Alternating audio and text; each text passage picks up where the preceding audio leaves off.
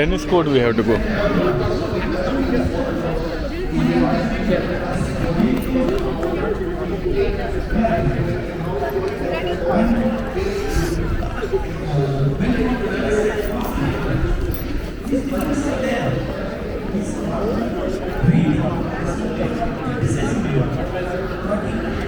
I thought he settled the sheets there.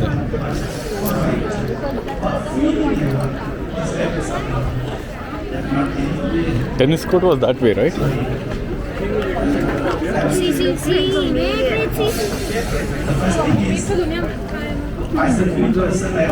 Sudhamurthy.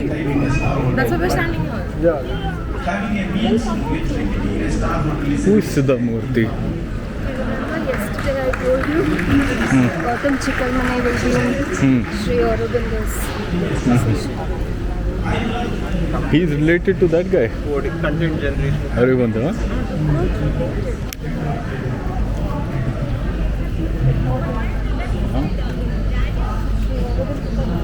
This guy looks like Aurobindo. Texture. Are you a poet? Read Savitri. Savitri is difficult, read collected.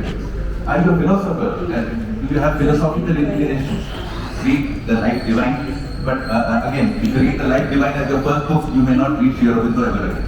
It's a very difficult book. But you could try essays on philosophy, essays in philosophy and yoga, or you could try essays divine and human.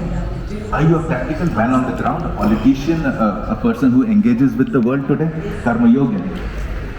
So for different, I don't have a single answer to give to anybody who asks me this question, and I've been asked this repeatedly. This morning, again, somebody asked me over breakfast, which book should I begin with? And so this book is an answer. So what I say, Mili, is that... Let's begin with this one. No, wait. She's trying to sell the book. I'm just trying to... Of course, I'm the publisher, and you should too, you're the writer. What I say is that if you find Sri Aurobindo difficult to read the Mother. If you find Mother difficult to read or too voluminous, she too has huge number of volumes to her credit, again, physically that large, then you pick this book up and get your feet wet with Sri Aurobindo. Absolutely. We'll take an advance, Gautam. I also wanted to ask you, about, the relevance of Sri Aurobindo in today's time, because this is a very special year. This is the 150th birth anniversary of Sri Aurobindo. There are a lot of things happening around the world and in India. How do you think Sri Aurobindo is relevant today, particularly to the people of India? I don't know about India, I'll come to it. He's most relevant to India, but Indians somehow have cancelled him. But in Paris, in one of the most elite universities, Millie, perhaps you don't know this, Sri Aurobindo is now part of the curriculum. It happened last month. And so gradually I think the ideas of Sri Aurobindo, which are essentially universal, are now that it seems to me as though that time has come. And I'll explain how. Let's look at the Russia-Ukraine conflict. It's the biggest thing today. It's biggest because there is an energy crisis that has come through it. There is an inflationary crisis that has come through it. There is an interest rate crisis that's happening across the world, and it's not restricted to Europe alone. It's affecting India as well. So the entire supply chains. I don't want to bore you with my international relations part, but this is the time where Sri Aurobindo needs to make an entry. When we talk about, let us say, freedom, what is this freedom that we do? When we talk about unity, what is the unity? What is fraternity? And Sri Aurobindo turns it on its head and says, you have to begin with fraternity. That oneness of the Indian spiritual traditions has to, that you and I are one, all of us are part of one divine planet, is the starting point. It's not the end point. And from there you will get your unity, you will get your freedom and everything. So this is just one small example. But I think even in the realms of poetry, for instance, if you were to try to read Savitri, has anybody read Savitri here? Nobody, yeah. If you were to pick up Savitri, it's this thick a book, It has taken him about 45 years to hone it to perfection. He has made several corrections through it. It is his magnum opus. It is the culmination of everything that Sri Aurobindo is. It is also a book that I have been unable to read. It is so powerful. It is so mantric that you read 5 or 6 verses, you read half a canto, and you are done. And there is something that happens out there. There is a presence of Sri Aurobindo that comes out there, and it sort of gets inside. So that's as far as poetry goes. Today there is a lot of discussion on rediscovering India. You know, what India was and what India wasn't, and so on. Read Renaissance. The Renaissance of India, where he talks about the Indian politics, Indian architecture, arts, and Indian philosophy and spirituality. So I believe that if we want to return to roots or not, if you want to understand this geography, if you want to understand ourselves, within the spiritual principles of who we are, and which is what the Indian traditions are all about, I think Sri Aurobindo is not only the starting point, but I think he's the culmination of everything Indian. While commenting on the whole world, he talked about the failure of United Nations long back in the human cycle, and you can see it happening. The United Nations has failed either to deliver security, or to deliver harmony, or to deliver any of the public goods that it was proposed to do 75 years ago. So to that extent, I think Sri Aurobindo is an international, a national, and an individual. It's an integral approach to exploring life, understanding life, and engaging with life. It's a very life-centric writer. Well, I've been signaled that we have only 10 minutes to go, so I'll ask one last question before we open it to the audience. Yeah, unfortunately we cannot talk about all the 36 works. I mean, it will take, I think, a lifetime to do that. And but I do hope that this conversation ignites some spark, and you guys want to involve and begin to reach your window. One of his seminal works is The Life Divine, Gautam, and I thought we should tell our audience today a little bit about The Life Divine and why is it important. So I think instead of Life Divine as a book, why don't we talk about is the integral yoga that he has offered. I think because since there is a short, very small time. So most Indian philosophical traditions, you dissolve your ego into the higher consciousness, and that's your goal. Nirvana is your goal. In integral yoga that Sri Aurobindo talks about, that is not the goal. That is the first step. According to Sri Aurobindo, and he says that this is part of the Vedic knowledge that is now lost to us. Rising to the consciousness is part 1 of integral yoga. Bringing that consciousness down into the earth, to divinize our body, the cells of our body, is the real transformation. When we talk, every philosophical tradition, every person, even every politician talks about transformation. But transformation, what is that transformation in the spiritual domains? It is the descent of consciousness into our matter to make life more meaningful. Otherwise, there is no need for you and me to be sitting out here at all, wondering what to do after life. All our lives, we think about afterlife. Sri Aurobindo reverses this. The divinization of life itself by reaching to that consciousness, but without dissolution, bringing it back into the earth, into matter, that is his yoga. Second part is that this yoga is not an individual yoga, although every individual contributes. You don't do this yoga in order to dissolve, like I said, but to bring it down and put it as part of a collective yoga. To divinize earth, to divinize matter. That is the integral yoga. How you do this?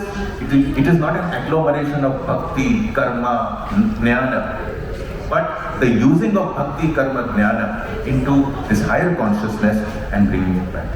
That integral yoga is the new, I would say, this is the 7th spiritual tradition of India.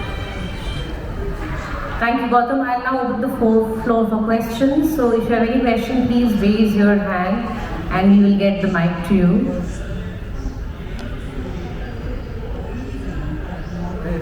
thank you. First of all, I have been twice visited ashram and I have attended some of the seminars as well. There 5 days one of workshop, and they always talk about Savitri and Mother. My question to you is,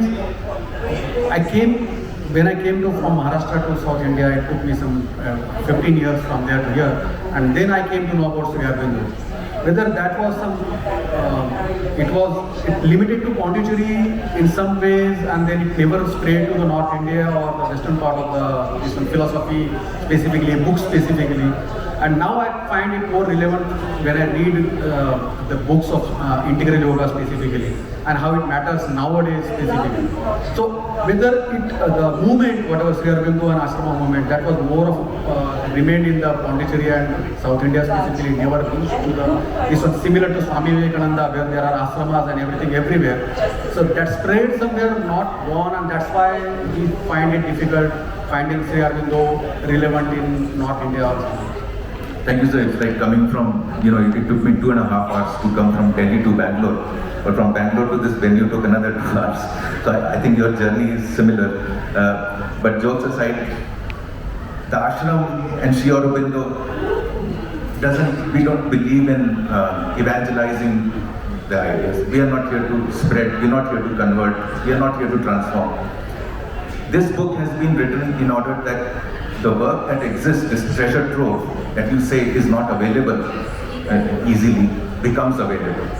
My sense is that let's forget what the ashram wants to or doesn't want to do, or what Sri Aurobindo desired or did not desire. But I think we owe it as Indians to ensure that Sri Aurobindo enters our textbooks, our primary school. Every child should know about Sri Aurobindo. After that, he or she can decide whether he wants to follow the path or not. But at least placing it out there is the job of the state. Sri Aurobindo never wanted, he said, I'm happy with 100 of my disciples, and that was okay. Today the ashram is 1409 people. So the community within the ashram has grown. The wider community across the world is in millions. So the books are all generally available, but you are right, sir, that they haven't been maybe adequate. Because that's the philosophy. We are not here to force you to read or push you to read. We just express ourselves, and I don't know if you will understand this, but I think Sri Aurobindo will find you. This is what we believe. Okay, we'll take the next question then, the lady in the front. Hello, sir. Very good morning. Hello, ma'am. I've seen a lot of podcasts with Mr. Vivek Dekar, Vijay and G.G. Sala. So it is a great conversation. My question to you, sir, is would you mind briefly explaining the epiphany or the revelation Sri Aurobindo had, the instance when he saw Sri Krishna? Yeah, that was in the Alipur jail. Yeah. And he was asking God, he was asking the divine, that here I am working for India, my dharma, I'm doing my dharma, and you have put me in this prison. So he was perplexed as to what was going on. And as he began to calm down, he realized at some point the jailer was Krishna, the fellow convicts were Krishna, the tree outside became Krishna, the court, the judge, the lawyers, he began to see Krishna everywhere. So at some point that the movement from being a mortal, helpless before the tides of God, met God himself in the burst of the tides. And I find that's a spectacular revelation, and to find it in the middle of a hardship of a prison where and every time I read this, it brings tears to my eyes. He had one mug with which to drink and with which to wash, and to live in such terrible conditions, and yet find Krishna there. It's beyond. It's not that. I think the recipient of Krishna has to be somebody much accomplished in order to find Krishna in such hardship. Thank you so much for summarizing it so beautifully, sir. Take the next question. The gentleman in the middle. This will have to be the last question. Thank you, sir, for your wonderful deliberations. Sir, when we have all read, the biggest influence on Sri Aurobindo has been Swami Vivekananda, because the non-dual Vedanta, that no two exists, is strongly imbibed in his life defined. So on the left, we have also seen that a lot of political personages, a lot of intellectuals were strongly influenced by Aurobindo in the successive period. One such person on whom Aurobindo had a lot of love and affection is his younger brother Barin Ghosh. Can you tell me a little bit more about the kind of relationship he had? No, sir, I don't know enough.